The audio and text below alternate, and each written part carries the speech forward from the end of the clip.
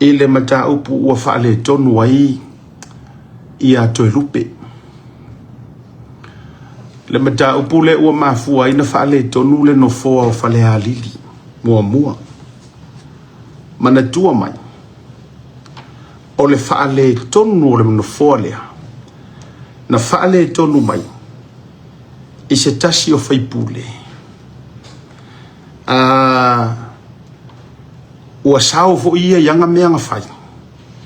ua uma fo inga fai langa ia malili e nga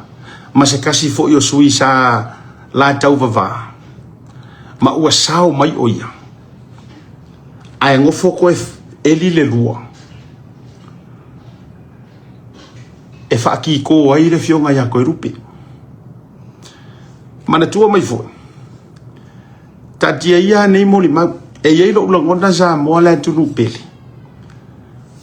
o le ununga li i lea e kaua va mea mana tua le la winga ngi le fai le fa ngā soloa mana tua mai foi la le ununga li le na fiwa su engi ki ngor kai mi foi le na fa ngā le la fa matalanga na fa ngā la fa matalanga e fa ngā e fai ma mau au tu e base i ai ia le fai unga le fa msidonga le sa fai unga si makiva ai mana tua mai foi ole wa avatu ma to lau le wa nga ia e fa soro la to lau ai koe fisu ia ila ko mori mau but believe you me ole mea te le ale i kua ole maka upulea ole recording fo i lea fai ka lai ka kale o nga mula ulu Sami Leota kuraua ia ngā kongo atonu mo fono le mana ia le fafkai ole we are on the same page se la nga ele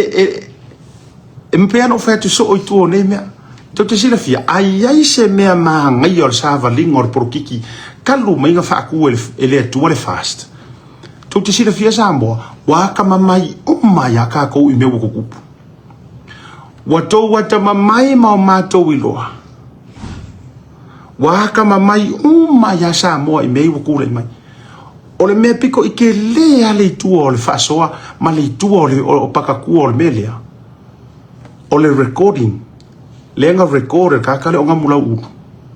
o nga halu rola ia ave wa whaasoro solo koe e kukou lea ua mafua i uma le melea kusa o le sika ngaka piko i whaale kongu lea i kubo i le mele o lai nga kei roa Samoa tasi le tangata felelea i fua pei o le lulu e lele e valo ia iau. E pau fo i ro kanga kau ke la ngonga ngai kaimi o la ngofo o matua ma fakia o fia li ulo ia va kur fa fonga mele tu. Lenga fo o ia ato le si tangata le tu o le mele. Wa sao mai fo inga ia. O ngo sianga fo i ka mai puru wa fai. Wa sao mai ai. Ai ngofo eli le lua e fa male mo ile ska okay. This is why you say lo le fia and I have no respect. I have zero respect. Iku ai nga poro kiki fa pegi. Do you know? E ia lo ka ko nga ka kauang ka ko mo fai ka ko ke. Alo lo fa pe ka nga ka poro kiki. Ai ka nga ka poro kiki mama. If there's a dirty politics, that means there should be a what? Clean. Langa, if there's an opposition in anything, so there's no bad without good, or there's no good without bad. And that's a reality or so fuanga. So to me la, por kiki ka wale lei, mai ka ka ko ka ko fo ele lei por kiki. Ai ole me tonu ale, mane tua mai. O ia lenga recording ngar karangoanga. O ia kungale lenga alu fa longo i fongo koe lo ma avaku lu mor HRPP na toe musu nga koe musu langa me o fai lenga he did not purposely mal intention e kanga fai mor fia kama mafa.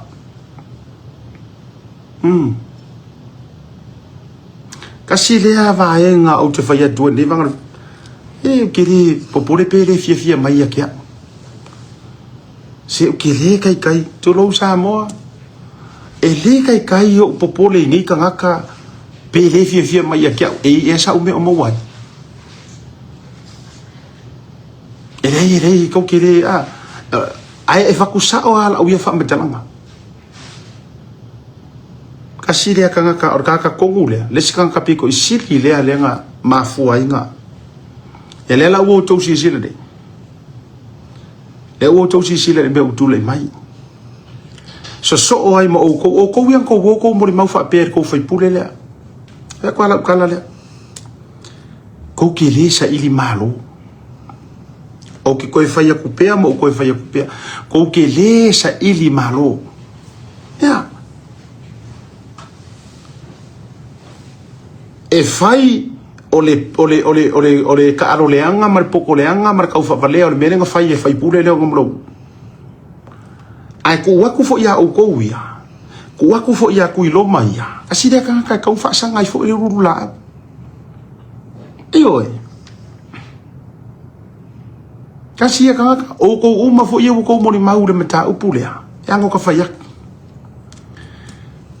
e yir ka nga o ia kunga nga questioning nga menga la ofisiri ngo fa ola kala ngo fa ko mai are you sure